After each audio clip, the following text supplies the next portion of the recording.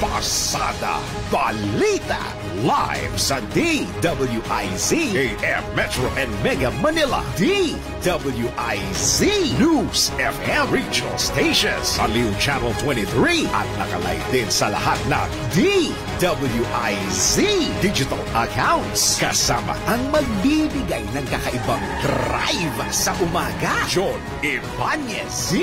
DWIZ Pasada Balita, tuloy sa pagbabalita ng tama, paglilingkod ng tama, Lunes hanggang Biyernes 7 a.m.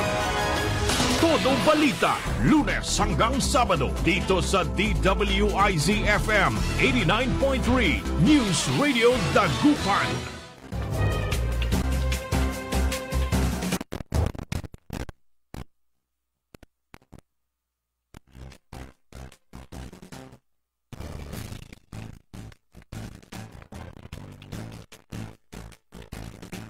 Good morning mga kaibigan. Naimbag nga bigat kanyayo amin na po.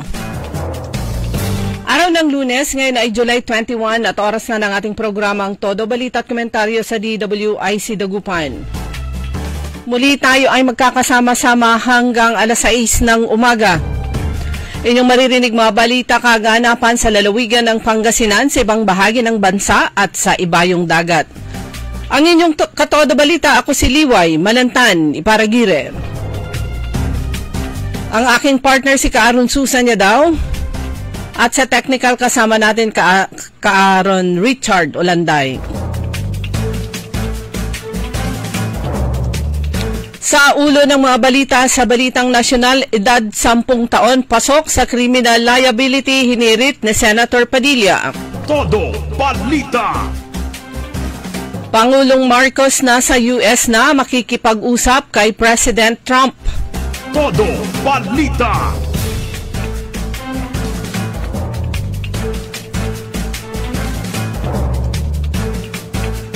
Apektado ni Bagyong Krising at Hanang Habagat, pumalo na sa 370,000 ayon sa MDRRMC. Todo Balita. Sa balitang lokal, ilang chief executives o mayors dito sa lalawigan ng Pangasinan nagdeklara ng suspension ng walang pasok ngayong araw. Todo Balita. Libo-libong residente ng bayan ng Labrador na biyayaan ng libreng serbisyo medikal. Todo Balita. Sa balitang pampalakasan,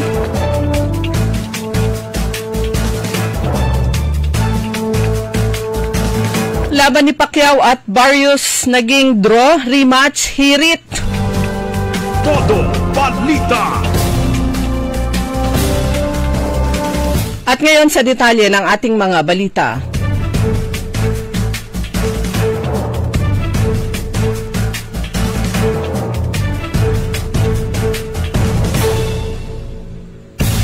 Kasalukuyang nasa Amerika o sa Estados Unidos si Pangulong Ferdinand Marcos Jr. na inaasahang makikipagpulong kay US President Donald Trump. Umalis kahapon, araw ng Linggo, si Pangulong Marcos para sa 3 araw na official visit kung saan inaasahang isusulong niya ang isang bilateral trade deal at defense cooperation sa isang high-level meeting kay Trump. Sinabi pa ni Marcos na mahalaga ang meeting nila ni President Trump para sa pagpapatuloy ng national interest at pagpapatatag ng alyansa ng Pilipinas at US. Hangad din ng Pilipinas na mabawasan ang epekto ng panukalang 20% US tariff sa Philippine exports. Isusulong din ni Marcos ang greater economic engagement sa pamamagitan ng kalakalan at pamumuhunan sa pagitan ng Pilipinas at ng Estados Unidos.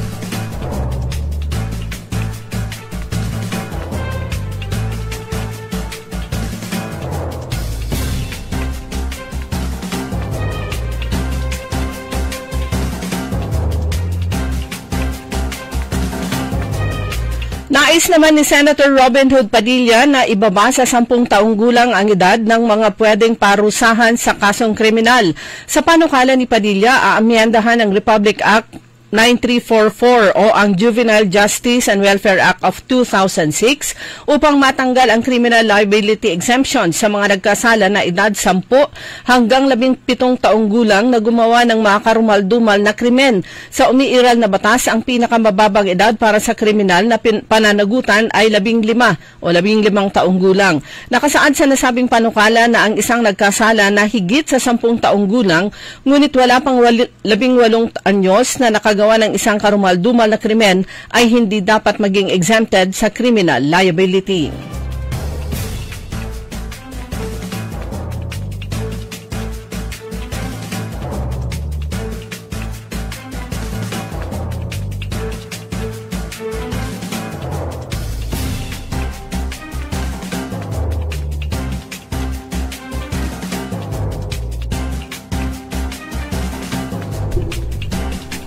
Pumalo na sa 120,000 na pamilya o nasa 289 na katao ang apektado sa pananalasan ng Bagyong Krising at Habagat. Ayon sa National Disaster Risk Reduction and Management Council o NDRRMC kahapon, 3 pa lamang ang kumpirmadong nasawi. Kabilang sa nasawi ay isa sa Mambadyao, Camiguin, isa sa Lanao del Norte at ang buntis na ginang na natumbahan ng nabuwal na punong kahoy sa Malita, Davao Occidental. 3 naman ang nawawala sa Antique matapos tangayin ng tubig baha at 3 ang nasunugan sa Sultan Kudarat. Samantala, nagbabantang pumasok ang isang low pressure area na posibleng maging bagyo.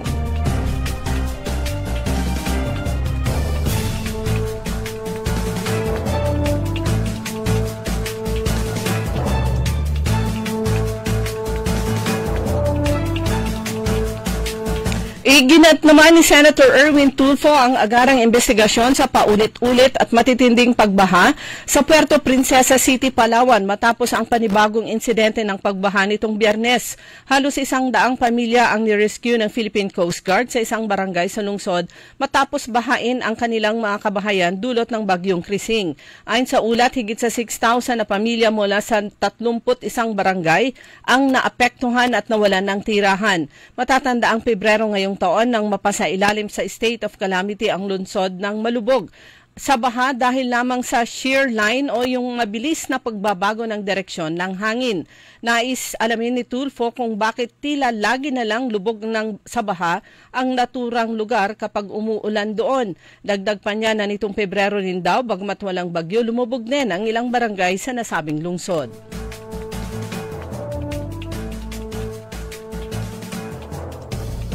Dumako naman tayo sa balitang lokal.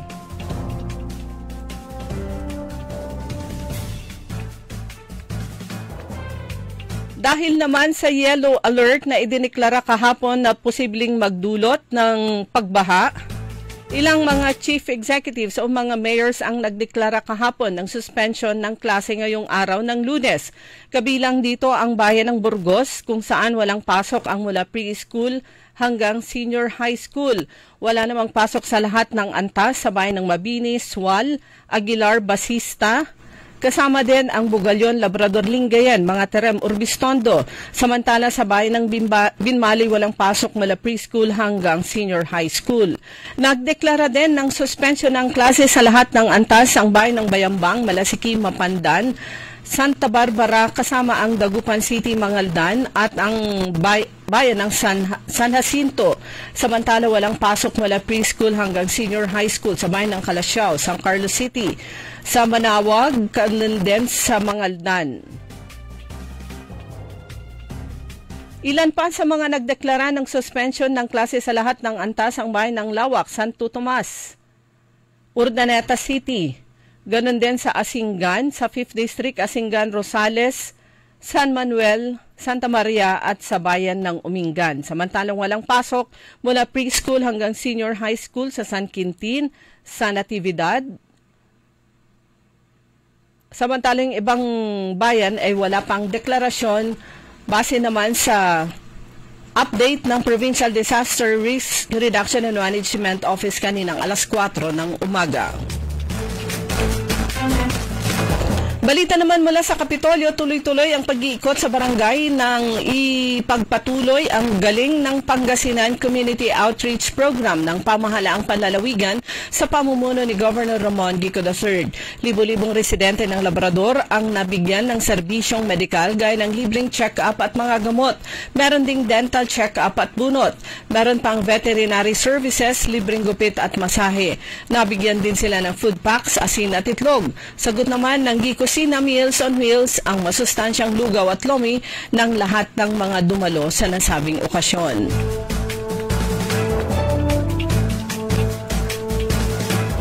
Samantala, tiniyak ni Vice Governor Mark D. Guzman Lambino na magiging pinakamabuluhan ang huling termino nito at suporta sa mga pangunahing programa ni Governor Ramon Gico III ay kanyang tiniyak. We will not slow down, we will not settle, we will finish strong, and the systems we built, we will now institutionalize for future generations to inherit, improve, and make their own, pahayag ni Vice Governor Lambino. Dagdag pa ng Vice Gobernador ang patuloy niyang suporta sa mga pangunahing programa ni Governor Ramon Gico III para sa tuloy-tuloy na implementasyon ng mga proyekto ng pamahalaang panlalawigan sa buong Pangasinan. Siniguro rin niya na magpapatuloy ang pagbibigay suporta sa mga senior citizens, mga persons with disabilities at mga solo parents. Dumako naman tayo sa mga balitang pampalakasan.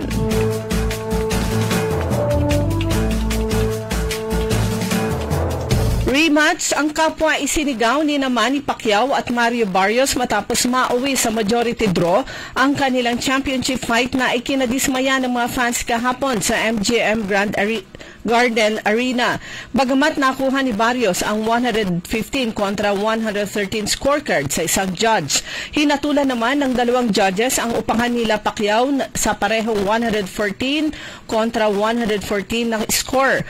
Parehong sinabi nila Pacquiao at Barrios na ginawa nila ang lahat para manalo. Samantala, dumayo pa si Philippine Sports Commission Chairman Patrick Gregorio sa Shenzhen, China upang suportahan ang Gilas Pilipinas Women sa FIBA Women's Asia Cup 2025. Personal na binisita ng bagong Philippine Sports Commission Chairman ang Gilas Pilipinas Women na nakikipagbakbakan sa naturang torneo laban sa matitikas na kupunan sa rehiyon. Napag-usapan ang pagdaraos ng FIBA Women's Asia Cup 2027 sa Pilipinas na nauna ng inanunsyo ng FIBA Asia. Yan ang buod ng ating mabalita sa Todo Balita. Ang inyong tagapagbalita, ako si Liway Manantan Iparagire. Ang oras po natin alas 5:20 ng umaga. DWIC. Ang balitang ito ay inihatid sa inyo ng Bingo Plus. Download Bingo Plus app now on Google Play and Apple App Store for a chance to win up to 935 million pesos jackpot prize. Visit bingoplus.com to learn more. With Bingo Plus, bingo sa saya plus sa panalo. Gaming is for 21 years old and above only. Game responsibly. Keep it fun. Magandang araw po sa ating lahat, sa ating mga bisita. Inaanyayahan ko po kayo sa aming lungsod ng Alaminos para po mabisita at ma-experience ang ating mas pinagandang 100 Islands. Marami na pong pagbabago sa ating mga isla at sana makita namin kayo dito sa aming lungsod para po makapag-swimming, makapag-enjoy kasama ang inyong barkada at ang inyong pamilya. Tara na! Dito sa Alaminos City para sa ating 100 Islands. Ang patuloy na pagpapaganda sa 100 Islands National Park at lungsod ng Alaminos ay pinangungunahan ni Mayor Art Brian Celeste. High blood, salot, milyong-milyong katao na ang namamatay sanhi nito. Kaibigan, baka ikaw na ang susunod. Ni Mrs. Flor de Lisa Barbosa, ti Rosario, Santiago City.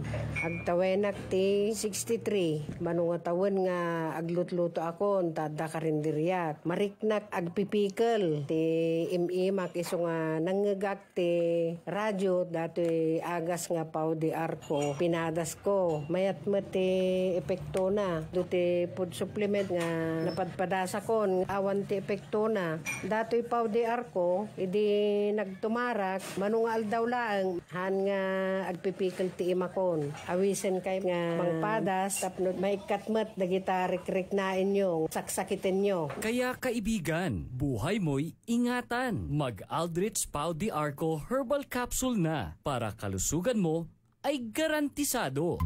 Hoy mga suki, hanap nyo ba ay mga murang bilihin, malinis at sariwang pagkain sa pang-araw-araw at handaan tuwing may okasyon? May suggestion kami sa iyo. Tayo na sa Macador Market na kung saan inyong mabibili ang mga mura, sariwa, malinis at ligtas na bilihin tulad ng karne ng baboy at baka, manok, isda, gulay at iba-ibang sangkap sa pagkain. Matatagpuan din sa Macador Market ang dry goods, groceries, eateries at fruit section. Kaya ano pang hinihintay nyo? Gawing bongga ang handa mo everyday with Macador Market. Macador Market is open from 4 a.m. to 8 p.m. Visit us at Macador Market, Galvan Street at Zamora Street sa downtown Dagupan City. DWIZ. Liway Manantan sa Todo Balita.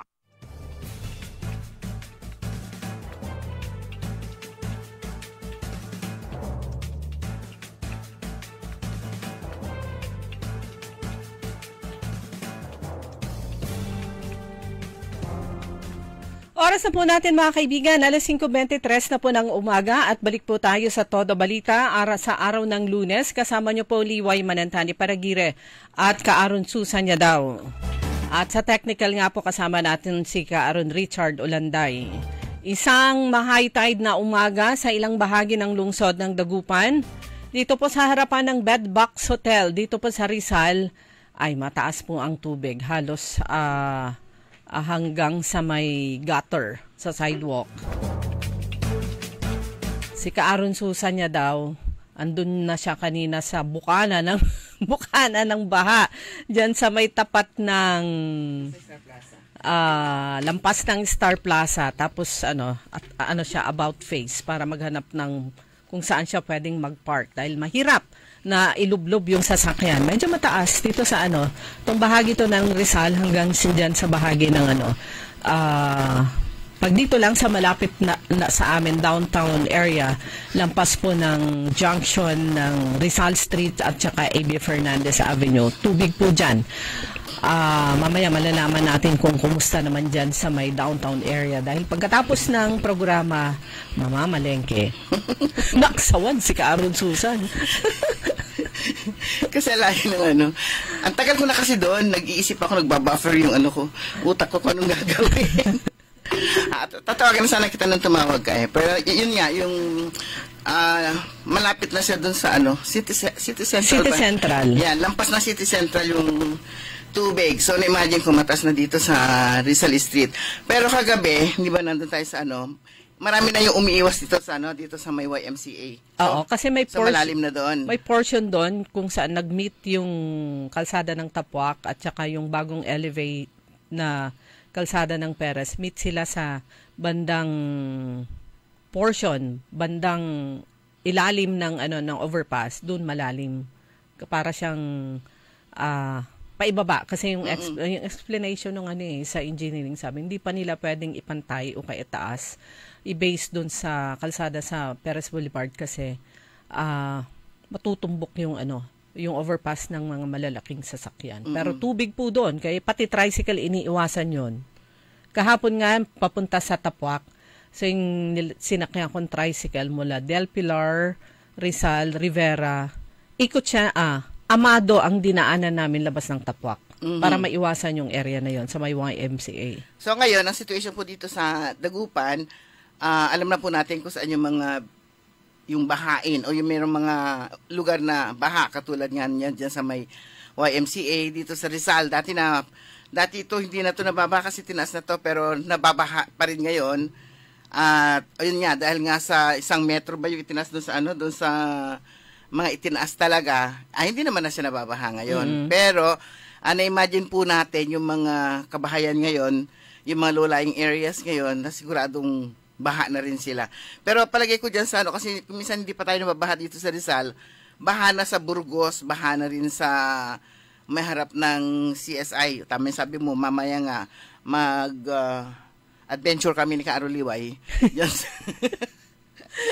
Tama naman yung suot ko naman. Plastic yung chinelas ko kasi wala na akong chinelas. So timing din yung kung ano yung suot natin ngayon. Pero nga po, ingat po tayo dahil nga sa ito ngang walang tigil na pagbuhos nga po ng ulan, dulot nga po ng habagat kasi wala na tayong signal eh.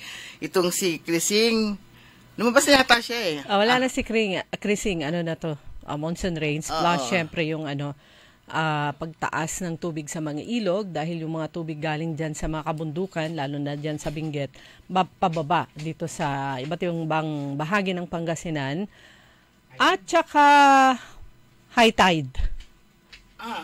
Pero parang kaninang madaling araw nag-start. Mamaya pa lang, parating pa lang ang high tide. Alas 6:46, 1.6 meters. Mataas yun. Kaya mamaya, expectin po natin, mas mataas po ang tubig baha dito po. Tubig baha dito sa siyudad ng siyudad ng Dagupan. Although wala naman ang pasok all levels. Canceled na ang pasok. Yan, all levels wala na pong pasok dito sa Dagupan. At canceled na rin ang baon. So, sa iba. Pero dapat meron kasi may sila eh. Meron silang blended. Oo, face-to-face lang naman ang wala. Kailangan nilang pamirienda habang So, ang mga nagsuspindi na rin at Lingayen, at saka ang Mangaldan. Ayan, at saka ang Kalasyaw. Marami na. Dagupan. Ayan. Dito sa ulitin lang po natin. Sa First District, nagdeklara ng suspension ng klase ngayong araw ay Alaminos, Agno, Andabani, Bulinaw, Burgos, Dasol, Infanta, Mabini, Sual. So, buong First District walang klase. Ganon din sa Second District, pero sa Labrador nakalagay, Labrador at saka Binmalay, Kinder hanggang Senior High School. Sa District 3, ganon din, suspended ang pasok sa lahat ng antas, pero lang sa San Carlos City, Preschool to Senior High School, Aborido, Ramay College, Sadsaya. Sa District 4, wala ding klase, all levels, ayan, dito sa Dagupan, Manawag at saka San Jacinto, samantala sa Mangaldan at saka San Fabian, walang pasok mula preschool hanggang Senior High School. Sa 5th District, walang pasok sa Alcala, Bautista, Binalunan, Lawak, Posorubio, Santo Tomas, Sison, Urdaneta City. Pero base dito sa post ng Pangasinan PDRRMO, walang announcement so far ang Villasis. Sa pang-anim na distrito ng Pangasinan, walang pasok sa all levels, Asingan, Balungaw, Natividad, Rosales, San Nicolas, San Quintin, Santa Maria Tayub, Umingan. Pero sa San Manuel, walang pasok ang daycare hanggang kinder. Sa San Quintin, ang nakalagay pala sa Executive Order number 66 ay automatic suspension of classes in kinder. Yun lang po yung nakalagay. Yung mga bayan na may pasok ang kolehiyo ay Aborido, Laradsatan. Parang yung sa saan ba yung binasa natin na walang pasok. Kami, nababasa rin kami. Walang pasok sa 3rd District. Preschool hanggang San Carlos City, preschool hanggang senior high school. Maraming dyan, colleges and universities. Kaya mag-aaborido yung mga estudyante. Nakakatuwa yung mga advisory ng mga LGUs. Extended ang tulog, pero wag din pong kalimutan tumulong sa bahay na maganda at maging alerto sa patuloy na pag-ulan dahil sa hanging habagat. Ayan. Manatiling nakabang sa mga official social media pages para sa mahalagang apis. Pero yung akala ko wag din kalimutan tumulong sa bahay. Akala ko wag din kalimutan gumising. So, yan po yung lagayin ng panahon. Kanina, paglabas ko kanina, tumingala sa langit. Medyo nakikita ko yung buwan. At saka medyo may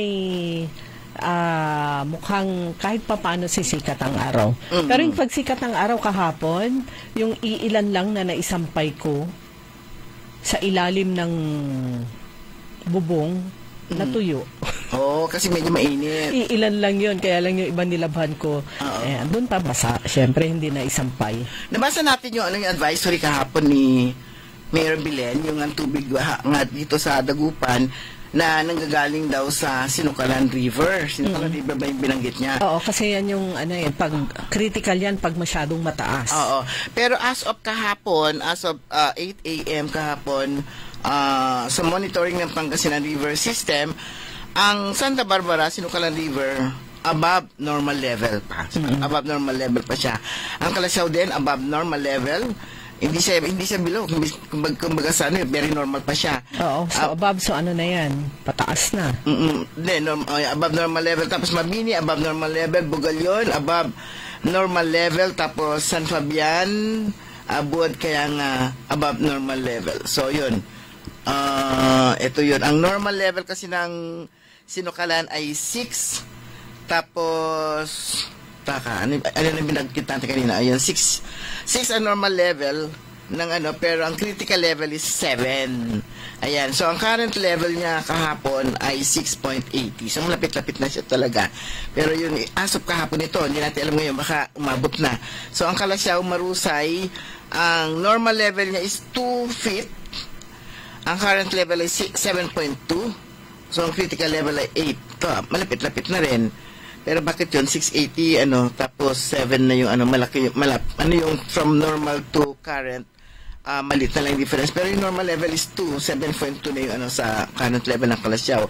Ang Mabini din, 1.0, 2.0 ang normal level, 4.7 na. So talaga mataas na yung matubig sa ilog at 7 meters yung critical level. Sa Agno rin, 1.0 meter. Ang normal level niya sa Bugalyon, ito yung Agno Banyaga na ilog, 1.1 meter na ang current level at 1.8 meters yung critical. So San Fabian naman 6 yung normal at ang current level yung 6.9, 7.8 yung critical level. Pero kahapon pa to, as of 8 a.m. tuloy-tuloy po yung pag-ulan. Ayan, kaya maaring lang ha, hindi tayo. Maaring mas mataas na siya ngayon kasi kahapon wala pang tubig dito sa sa Rizal. Yun, pagkagising alas 3 daw nagsimula yung pagtaas ng tubig dito. Sabi nung guard dito sa sa Bedbox Hotel na yan, bandang alas 3, so umpisang tumaas. Nagga-guard siya, pati yung baha nagga-guardan din niya. So, yan, pag-iingat po at saka syempre magiging tanong dyan, magkumusta naman kaya ang lagay ng highway dyan sa mula Mayumbo Karanglaan.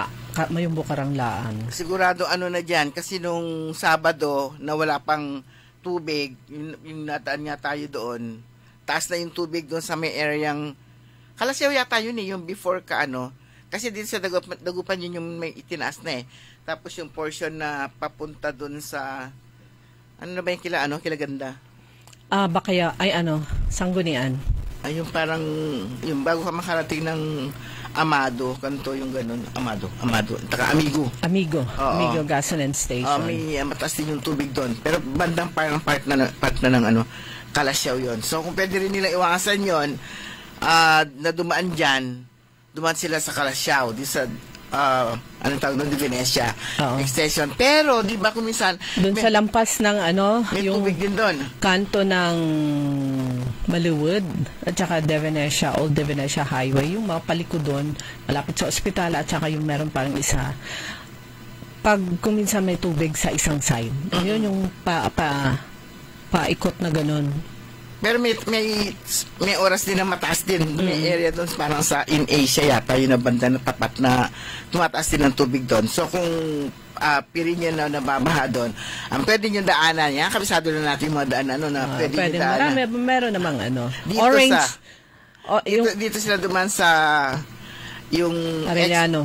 Expressway, dyan tawag? Venecia Expressway. Venecia Expressway, nasuntubin nila sa Expressway kasi pwede na duman dyan yung mga jeepneys. Tapos mag-Arellano kayo, punta kayo ng Tambak, ganun. Hanggang sa makarating kayo sa Calasiao. Yan. Correct ko lang yung sinabi ko kanina sa balita na kataas ang yellow alert. Hindi po, mas mataas. Orange warning level na as of yesterday. Yung sa report ng Pangasinan PDRRMO ng 11 p.m. kagabi ay itinaas na nila. Oo, yellow. Or, Nakita ko rin yellow eh. Kasi yung orange dati, ibinaba na nila sa ano. Baka binabasa yellow. Yellow Iko-correct ko ulit. Ito binabasa ko, 11 p.m. Saturday. So, posibleng bumaba na sa yellow. Kaya lang yung forecast kasi, yung dire-diretso yung ulan. Na tama rin lang kasi ano po yan, preemptive nga po. Mahirap yung maayos yung iisiping maayos yung panahon, tapos may pasok, tapos biglang andyan na ang baha o kaya yung heavy rains. Ang issue ngayon, kung sino ang may power daw na mag-cancela ng klase. Di ba meron ng LGU, meron din ang localized. Meron din ang DepEd. Tapos yung sa DepEd, meron pa yung school-based. Ayan, kasi nga at meron pa yung automatic talaga na kahit na wala yung mga hindi man sila magbigay ng advisory ang kahit na sinong sa kanila, meron yung mga talagang anong tawag dito, yung mga signal na talagang automatic suspension na kapag mataas na yung yung depende sa signal. Pero yun nga nabasa ko kasi meron yung time na isang eskwelahan sa Metro Manila ang hindi sinunod yung advisory ni Mayor Isko Moreno. At ang kinansila lang ay elementary at saka from kinder to elementary, tapos tinuloy yung hanggang grade 2, kinder hanggang grade 12 lamang, pero yung sa kolehiyo hindi nila kinansila. So nag-warning si Mayor na pwede niyang suspindihin yung permit to operate ng eskwelahan. So, ang tanong, kung pwede ngang gawin, pwede. Oo. Pwede raw. Kasi kapag nag-utos ng LGU na kung ano man yung deklarasyon ng LGU, dapat sumunod ng DepEd. Sa bayan ng Calasiao, walang pasok mula preschool hanggang senior high school. Sa lahat ng pampublikong paaralan, base dito sa Executive Order number 14 Series of 2025. Yung mga, sabi po dito, pampublikong paaralan. So, yung mga private plus yung tertiary level dyan, nasa admin kung sila ay magkakansela. Kaya dapat mga estudyante always follow nyo yung Facebook page ng inyong paaralan. Naalala ko lang yung may post. At ang tamang oras pala ng pag-i-issue nila ng advisory, dapat hindi siya bababa. At least before 4:30. Kapag anong tawag nito, lumampas ka na doon, medyo meron ka may sublight ka na noon. So, kasi yan yung mag-uumpisa palang magprepara. Oo, kasi yung preparation ng mga magulang, kung minsan maaga silang papasok, iiwasan nila o gusto nila makarating na maaga. Yun. Kaya nagagalit minsan yung mga magulang, siyempre nag-effort. Tapos, although kung minsan dapat sila magpasalamat, ay salamat, umuwi na. Kaya lang, kung maaga sana yung advisory, hindi sana sila napagod na gano'n, na sayang din yung uniform na suot nila, pamasahe, effort and all. Pero yung post kahapon sa Facebook, doon naman sa bayan ni Governor Sol Aragones, sana ba yung bayan niya, Laguna ba? Napanood nila yung kanyang announcement kasi nag-live siya. Tapos yung isang bata nanonood, pagkatapos ng announcement ni Governor Sol Aragones, iyak siya, may pasok kayo kasi ang pagkasabi, siguro na-miss out lang yung in-between na mga words. Sabi niya, from kinder to senior high school yata. Kinder and senior high school. Kumbaga, na-miss out yung junior. Iyak yung bata. Nagkamali lang ng siguro yung pagsabi. Kinder and aliwan up to. Pero yan naman yung pero ganyan matik na yan. Kinder to college o kinder to senior high school. Kaya ngayon, marami yung masarap ang tulog ng mga estudyante, masarap pa yung kanilang tulog dahil tinodo-todo nila ang kanilang puyat. Pag sa cellphone, pag Facebook o kaya pag games. Pero yan po, always tignan po natin kung ano po yung mga advisories para naman kahit yung mga magulang makatulog mo ng mas mahaba ng konti. Ayan, di ba? Hindi gigising yung. Pero kasi kung yung body clock mo nasanay na 4 o'clock dahil sa paghanda nga ng kakailanganin ng mga bata, pag hindi ka nagising ng usual na oras na gising mo, nabalingkwat ka masakit ang ulo mo nun. Pero yun nga, iba pa rin yung iba pa rin yung wala ka iniisip, tapos enjoy mo yung ano, sabi nga, sarap na, extended tulog, yun, yung extended tulog, at saka extended pahinga. Pero yun nga, yung mga bata, hindi kayo walang pasok, na talaga walang pasok. Meron pa rin, ang tawag doon, alternative mode of learning. Yung ADM. Sige. Distance learning. Parang hindi. Yan yung mga ginagamit nung panahon, yan yung mga terminologies nung panahon ng pandemic, distance learning, modular, meron yung hybrid, halo-halo na yon, yung po pwedeng mode of learning. Pero alternative delivery modes.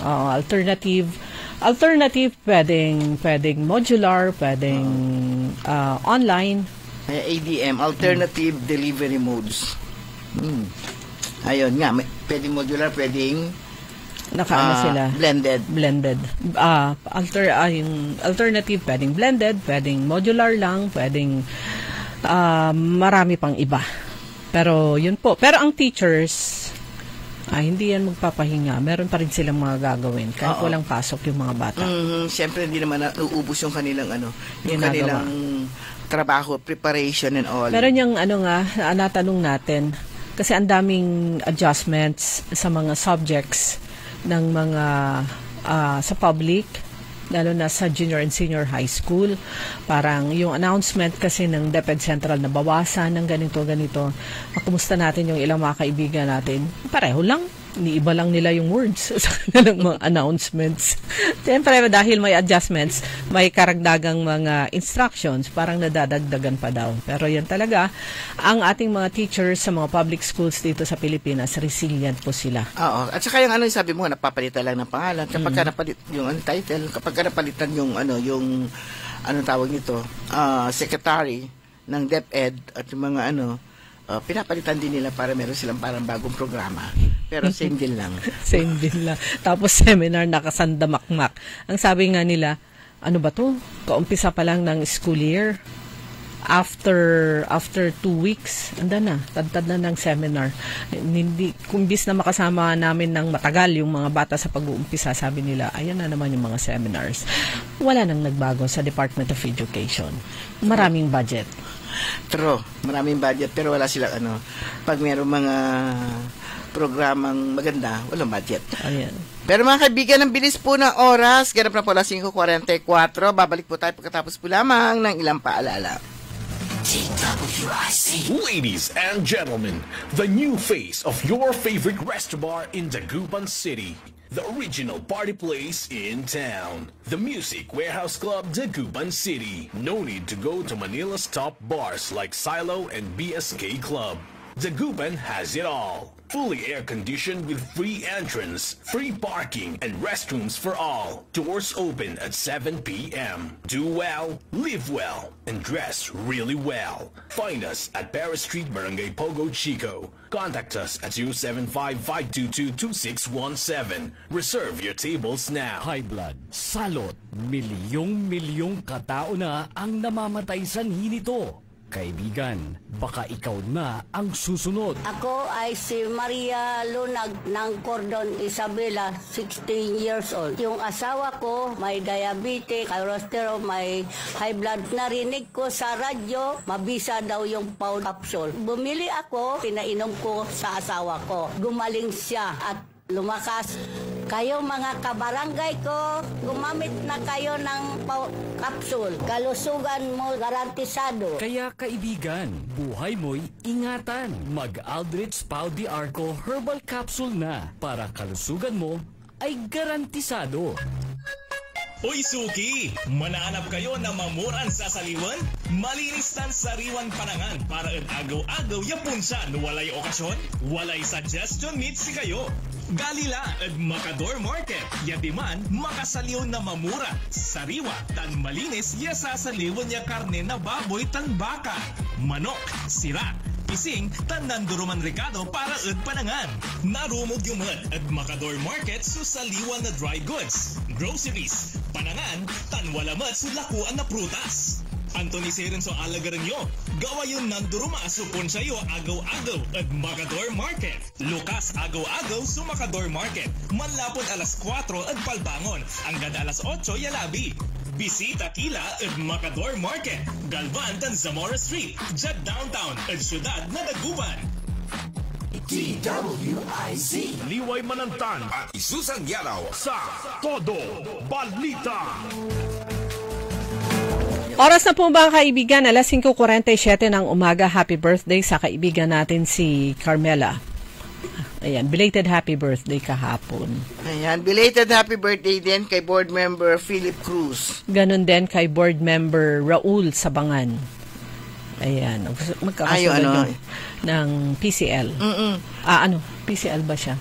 Liga ng mga barangay. Pero ngayong araw nga, Lunes po, so regular session ng sangguniang panlalawigan. Sigurado yan, wala namang hindi sila kasama sa cancellation of work of classes. At mas malamang na may pasok sila dahil kung ano man yung kanilang mga kasi minsan meron yung mga pero hindi pa naman mataas yung declaration ng mga state of calamity. Wala pa yan. Pero kung meron silang kailangang mga aprubahan ng mga resolutions o lalo ng mga ordinances mula sa mga bayan at lungsod. At marami po yan mula sa iba't pang bayan at lungsod dito po sa lalawigan ng Pangasinan. Okay, good morning sa mga sa mga government employees.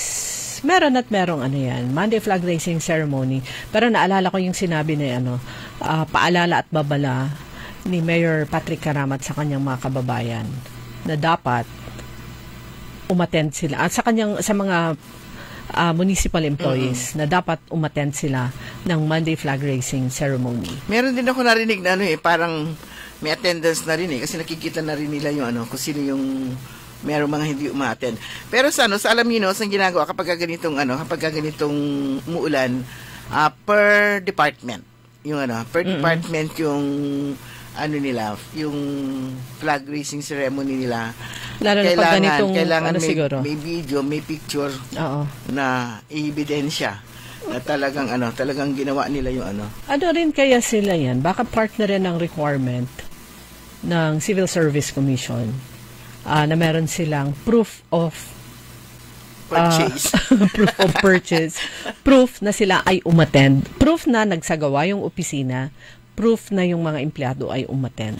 Yes. Unless meron yung talagang reason, kadahilanan na hindi sila naka-attend ng Monday flag raising ceremony. At saka yun na rin yung pinaka-attendance sila kung sakali. Na Isa pang tanong dyan, pag ganito yung panahon na may mga areas na binabaha o kaya umuulan, required pa rin ba silang Mag-Pilipinyana? Yan yung mga tanong mga kaibigan, dahil wala akong nilalabas ang civil service na nakita natin, unless otherwise meron nang inilabas na kung saan naka-outline doon yung mga ganito na exemptions. In case of ulan, Filipiniana pa rin kayo pero mag-raincoat. Pero natin mamaya. Pero alam nyo yung effect niyan, yung guideline na ganyan ng Civil Service Commission, tumaas ang benta ng mga hindi lang sa online, kundi yung mga patahian, at saka yung mga bilihan sa palengke, yung mga pwesto na nagtitinda ng mga Filipiniana. Walang problema, hindi masyadong problema ng ng mga lalaki dahil madali lang yung bihis nila. Barong, o kaya yung a touch of Asian, ang mukha ng kanilang kasuotan, pero pag babae, ay nako, medyo masalimuot. Good morning din sa mga kay Atsikora Aquino at Kuyumar dyan sa may Barangay Tubeng dito sa lungsod ng Dagupan, at kay yung SG security guard ng family court dyan naandyan sa may CDRRMC building sa Tondaligan. At kay Rafael Acosta Mangalyag, good morning. Kay Madam Rose Ke, good morning. Kay Ben Cab Jovellanos, Conrado ni Pumuseno, maagang pagbati ito.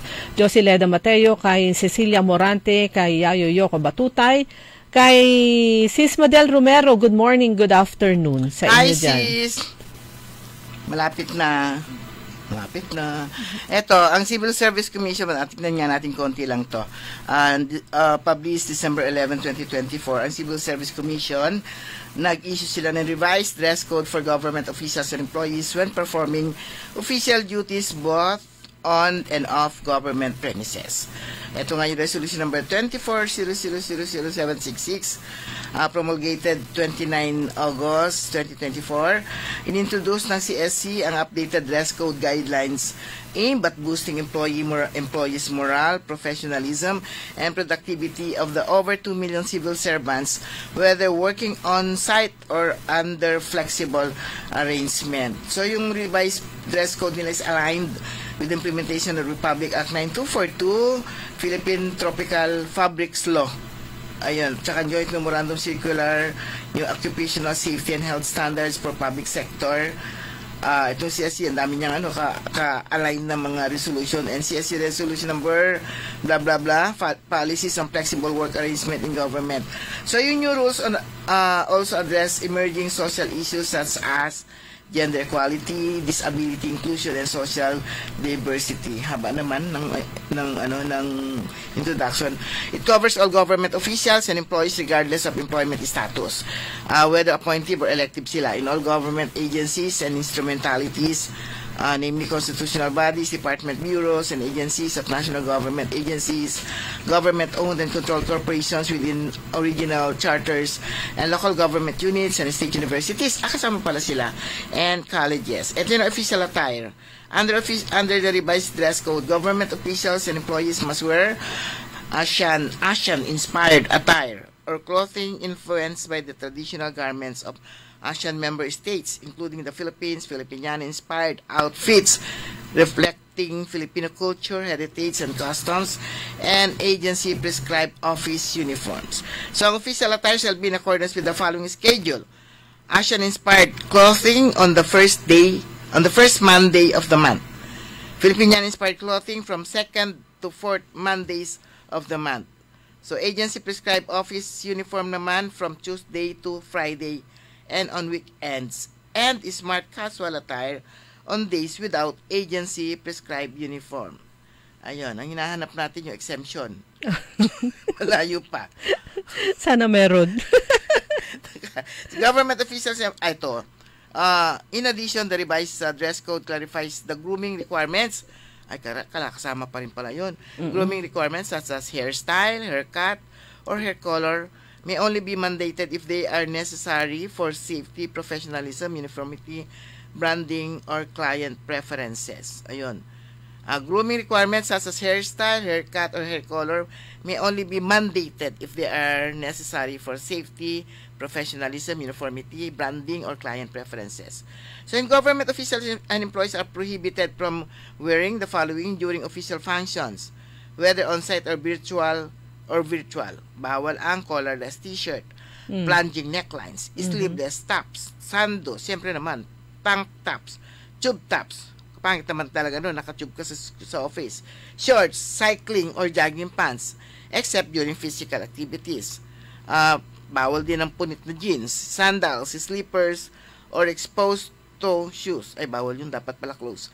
And excessive jewelry or heavy makeup, among others. Bawal din pala yun, yung makapalang makeup, tsaka maraming alahas. On the other hand, exceptions may be granted based on job type, such as for uniformed personnel, medical professionals, and laboratory technicians, as well as for employees with religious beliefs, physical disabilities, or health conditions, pregnant, or those in mga nagluluksa. Wala pa, hindi ko pa nahanap. Agency heads, ilang pages pa yan? Isa na, two paragraphs na lang. Agency heads, upon consultation with officials and employees, shall formulate and adopt internal rules and regulations and procedures on the implementation of the revised dress code within 6 months. The revised dress code of government officials and employees are circulated. Wala nakalagay na yung kapag ka bumabagyo. Ayan. Maraming tanong. Siguro isa na yung tanong natin sa kung kailangan din ba. Baka sabihin nila, common sense. Kahit common sense kung wala dun sa guideline. Sabi, good morning, Sir Ma'ams. I'm just wondering, bakit yung uniform natin changes from time to time?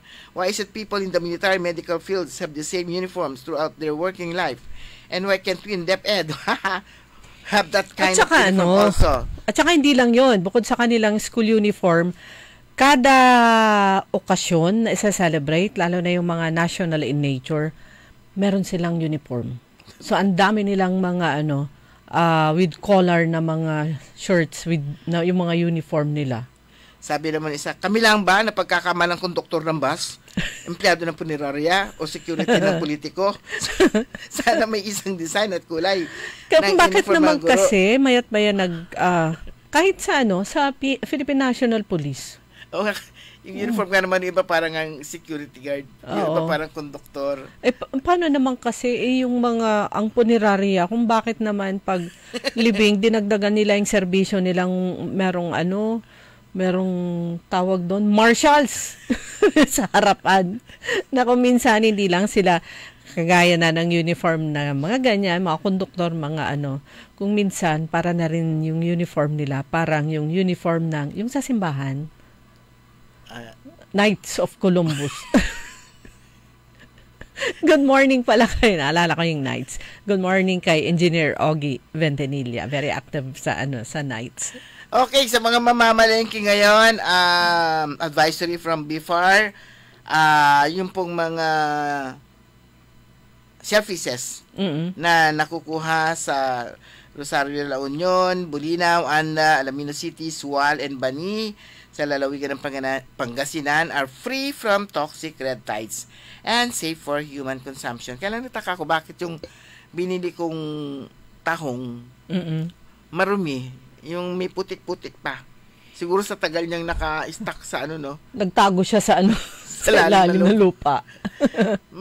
Marumi, tas payat pa sila. Kala ko, ang inaasahan ko, ay mataba sila ngayon kasi tagal nga hindi. Siguro may may effect yung tag-ulan. Siyempre, fresh water. Nawawash out yung... Hindi ba may effect yung red tide? Hindi, pag red tide, dapat tumaba. Tapos hindi na-disturb yung tubig nila Pero meron na lamang po tayong 2 minuto bago mag-alas 6 ng umaga. Good morning kay Kuya Benjitan at kay Ate Mel. At saka kay, ano ng pangalan ng... Kay Mamata and Company. Mamata and Tropa. Mas maganda yun, Mamata and Tropa. Mas magka-rhyme. Kay immediate past District Chairman Vian Venice Chua Armas at sa ating District Chairman ng District 379 ng Inner Wheel, kay DC Mary. Mary Jean. Kuminsan, pag nasa biyahe din sila, nakatutok din sila sa 89.3. Yan. Good morning kay Attorney Jason Mejia. Okay, pero yung mga shellfishes daw nang galing ng Zamboanga, pero hindi mo sila makakarating dito. Napagod na. Pwede kasi yung ibang yung ibinibiyahe, yung mga malalaking Yan, yung mga shellfishes galing po ng Dumangquillas Bay in Zamboanga del Sur, Tantanang Bay in Zamboanga, Sibugay Province are still positive for paralytic shellfish poison or toxic red tide. That is beyond the regulatory limit. So, hindi pa sila, pati rin yung Matarinaw Bay, bye-bye. Parang gabel lang at saka gable yan. Matarinaw, bye-bye o Bay in Eastern Samar is now positive for paralytic toxic red tide. Yung dahil walang pasok o kaya sa tingin nila okay na yung panahon at may biyahe, magro-road trip. Ito po yung may advisory sa San Nicolas, Pangasinan, Villaverde Road. Merong mga landslide sa prone to landslide kasi to. Kasi ang ginawa nga para magkaroon ng kalsada, tinapyasan yung gilid ng bundok. So, disturb na yon. So, tapos lupa pa. Soft. So, every now and then, magkakaroon ng landslide. Wag na muna. Postpone na muna. Cancel na muna mga trip sa mga tourism destination. Ayan. Trip to na lang muna dun sa mga kainan na may mainit na sabaw. Yes. Pero mga kaibigan, wala na po tayong sapat na oras. Ang tabayan na po ninyo. Susunod agad, early in the morning, makasama po ninyo si Caron Orly Navarro, programang Todo Balita at Komentaryo. Kami po niya manakasama sa technical side si Richard Ulanday. Ako po si Liway Manantani para Gire. Good morning. Ako naman si Susan Valdez Yadaw. Magandang umaga po sa inyo lahat.